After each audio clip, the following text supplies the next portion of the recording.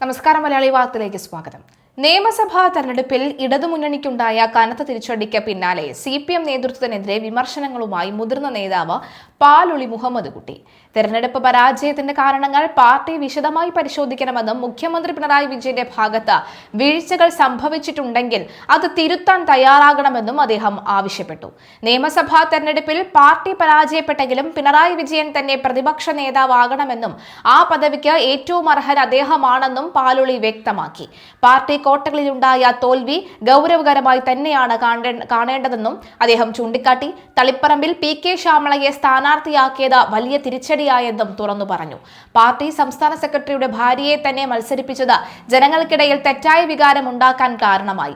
ശ്യാമള കഴിവുള്ള നേതാവാണെങ്കിലും സെക്രട്ടറിയുടെ ഭാര്യ എന്ന ലേബൽ തെരഞ്ഞെടുപ്പിൽ പ്രതികൂലമായി ബാധിച്ചു. ആദ്യഘട്ടത്തിൽ തന്നെ സ്ഥാനാർത്ഥിത്വത്തിനെതിരെ അഭിപ്രായ വ്യത്യാസങ്ങൾ ഉയർന്നപ്പോൾ അത് പരിഗണിച്ച് ശ്യാമളയെ ഒഴിവാക്കണമായിരുന്നു എന്നും അദ്ദേഹം നിരീക്ഷിച്ചു. പയ്യന്നൂരിലെ രക്തസാക്ഷി ഫണ്ട് തട്ടിപ്പ് നേതൃത്വത്തിന് വീഴ്ച പറ്റിയതായി പാലൊളി കുറ്റപ്പെടുത്തി. വിഷയം ചർച്ച ചെയ്ത് കൃത്യസമയത്ത് പരിഹരിക്കണമായിരുന്നു. തെറ്റ് സംഭവിച്ചിട്ടുണ്ടെങ്കിൽ കുറ്റക്കാർക്കെതിരെ നടപടിയെടുക്കാതിരുന്നത് പാർട്ടിയെ പ്രതിരോധത്തിലാക്കി. വിഷയങ്ങൾ കൈകാര്യം ചെയ്യുന്നതിൽ പാർട്ടി സെക്രട്ടറിക്ക് പാളിച്ചകൾ സംഭവിച്ചിട്ടുണ്ട്. എന്നാൽ കോടിയേരി ബാലകൃഷ്ണനെ മുൻനിർത്തി നിലവിലെ സെക്രട്ടറിയെ അനാവശ്യമായി കുറ്റപ്പെടുത്തുന്നത് ശരിയായ രീതിയല്ലെന്നും അദ്ദേഹം ഓർമ്മിപ്പിച്ചു. സംസ്ഥാന സെക്രട്ടറി MV ഗോവിന്ദന്റെ പാർട്ടി കമ്മിറ്റികളിൽ നിർഭയമായ അഭിപ്രായം പറയാം. എന്നാൽ ആ പ്രസ്താവനയെയും പാലൊളി മുഹമ്മദ് കുട്ടി വിമർശിച്ചു.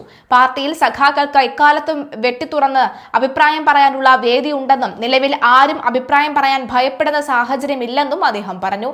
പിന്നെ എന്തിനാണ് ഗോവിന്ദൻ മാസ്റ്റർ ഇങ്ങനെയൊരു പ്രസ്താവന നടത്തിയത് എന്ന് മനസ്സിലാകുന്നില്ലെന്നും ഇത് പാർട്ടി വേദികളെക്കുറിച്ച് തെറ്റായ ധാരണ നൽകുമെന്നും അദ്ദേഹം പ്രതികരിച്ചു. യുവാക്കൾ നേതൃത്വത്തിലേക്ക് വരുന്നത് നല്ലതാണെങ്കിലും അത് മാത്രമാണ് എല്ലാ പ്രശ്നങ്ങൾക്കും പരിഹാരമെന്ന് താൻ കരുതുന്നില്ലെന്നും പാലൊളി പറയുന്നു.